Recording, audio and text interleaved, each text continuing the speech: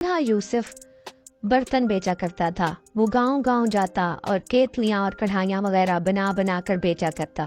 यही उसके हाथ की कारीगरी और यही उसकी तिजारत थी। एक रोज वो अपना छोटा सा ठेला लिए ऐसे रास्ते से गुजरा जिसमें लोग आबाद नहीं थे। वहाँ उसने देखा कि एक बुढ़िया आग सुलगाने की कोशिश कर रही थी। बुढ़िया सब्ज रंग के कपड़े पहने हुए थी और लाल चादर उसके कंधों पर थी। बूढ़ा उसे देखने लगा और देखते देखते बुढ़िया के पास पहुंच गया। जो ही बूढ़ा उसके बराबर पहुंचा, चूल्हे में आग भड़क उठी और लकड़ियां चटकने लगी। जब आग जल उठी तो बुढ़िया ने एक टोकरी में से 3 भूरे रंग के खूबसूरत अंडे निकाले। अंडे हाथ में लिए उसने इधर उधर देखा, एक दफा नहीं बल्कि 2-3 बार। उसके बाद नजर ऊपर उठाई, सामने बूढ़े को ठेला लिए खड़े पाया। फिर उसे आवाज देकर कहा, बड़े मियाँ जरा 1 मिनट ठहरना। बूढ़ा, ठहर कर क्या बात है? बुढ़िया, हे क्या कहूँ, बड़ी मुसीबत का सामना है। जिस पतीले में अंडे उबाला करती थी वो न जाने कहाँ जाती रही। खुदा मालूम, मैंने कहा रख दी, जरा तुम आकर देखना। बूढ़े ने इधर उधर देखा मगर उसे कोई पतीली ना दिखाई दी। माई जाने वाली चीज का अब क्या गम, और ले लो, मेरे पास कई तरह की छोटी बड़ी पतीलियां हैं। बुढ़िया, अच्छा दिखाओ। बूढ़े ने अपने ठेले में ढूंढ कर एक छोटी सी पतीली निकाली। बूढ़ा बोला, और है भी सस्ती, मैं तुमसे मजदूरी नहीं लूंगा, लागत की लागत 1 रुपए में दे दूंगा। बूढ़े यूसुफ ने बाकी बुढ़िया के साथ बड़ी रियायत की थी। किसी दूसरे के हाथ बेचता तो बहुत ज्यादा दाम लेता। बुढ़िया ने बड़े मियाँ का शुक्रिया अदा करते हुए पतीली ले ली, उसमें 3 अंडे रख दिए। उसके बाद बुढ़िया ने अपना बटुआ निकाला, उसमें देखा, फिर अपनी गहरी जेब को हाथ डालकर टटोला, फिर अपनी जूती की एड़ी में उंगली डाली।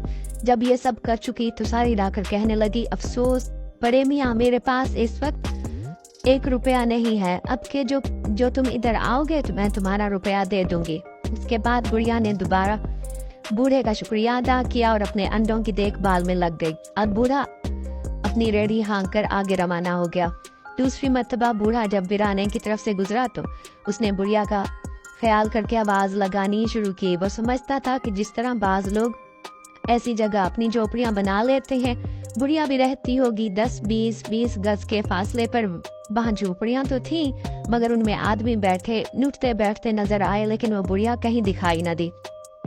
उसने कई दफा आवाज लगाई कि शायद आवाज सुनकर वो किसी झोंपड़ी से निकल कर आए, मगर वो होती तो निकलती।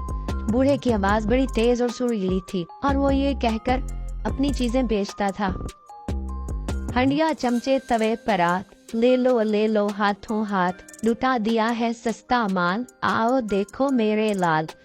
कई औरतें बूढ़ी जवान उसके ठेले के पास आईं। नहीं आई तो वही सब्ज और लाल चादर वाली बुढ़िया जिससे उसे 1 रुपया लेना था। इसी तरह जब उसे आते जाते बहुत दिन हो गए और बुढ़िया नजर न आई तो बूढ़ा ये समझा कि वो कर्जा अदा करना नहीं चाहती। इस अरसे में बूढ़ा बहुत कमजोर हो गया था और बीमार भी रहने लगा था। उठते बैठते कभी आने 12 रुपए आने का माल बेच लिया तो कई दिन इसी आमदनी पर बसर करता। एक रोज सुबह सुबह निकलकर आहिस्ता आहिस्ता बस्ती की तरफ चला। सूरज निकला हुआ था। बूढ़े ने सोचा कि जरा सा चक्कर तो पड़ेगा, बुढ़िया वाले वीराने में से होकर निकलूं, शायद वो नजर आ जाए।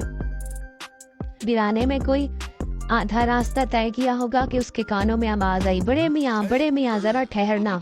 बूढ़े को ये आवाज कुछ जानी पहचानी सी मालूम हुई।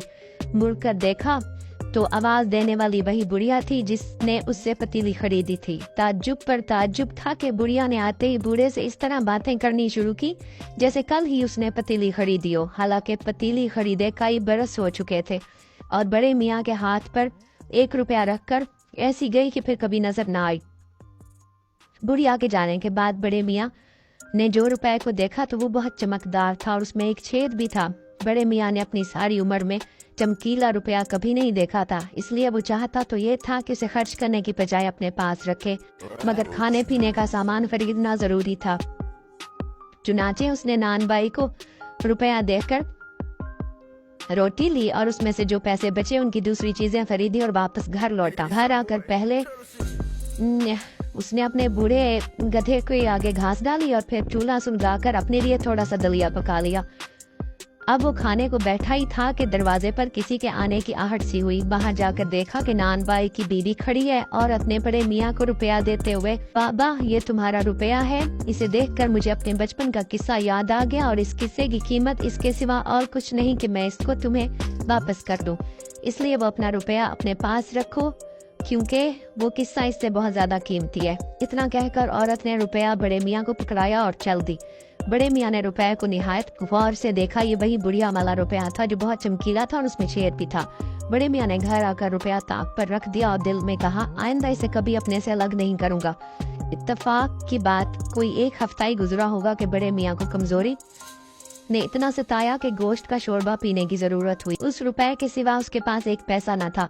मजबूरन वही रुपया लेकर कसाई की दुकान पर गया। कसाई सख्त मिजाज और बदमिजाज आदमी था, जिससे बात करता लड़ने लगता। उसने बड़े मियाँ को 8 आने में गोश्त का एक छोटा सा पार्चा दिया था और बाकी 8 आने वापस कर दिए।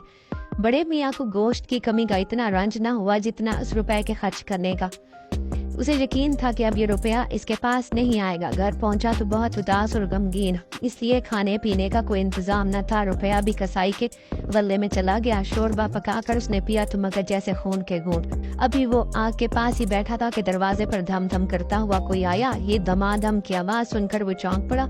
उसका कमजोर दिल धड़कने लगा। जल्दी से दरवाजे पर गया। क्या देखता है कि कसाई गुस्से में भरा खड़ा है। बड़े मियाँ के सामने आती उसने बुरा कर कहा, बड़े मियाँ ये रहा तुम्हारा रुपया, इसने तुम मुझे परेशान कर डाला। खुदा के लिए इसके साथ मुझसे 4 अशरफियाँ भी ले लो। कहीं मेरा पीछा तो छूटे। मेरे साथ ऐसे वाक़यात तो सारी उम्र भी पेश नहीं आए। ये कहकर कसाई ने वही रुपया और 4 अशरफियाँ बूढ़े को दी और चलता बना। इस तरह जादू के रुपए से सौदा खरीदने और बराबर उसके वापस आ जाने से बूढ़ा खासा अमीर हो गया। रुपया क्यों कर वापस आ जाता था, इसका भेद ना किसी पर खुला न बूढ़े यूसुफ पर।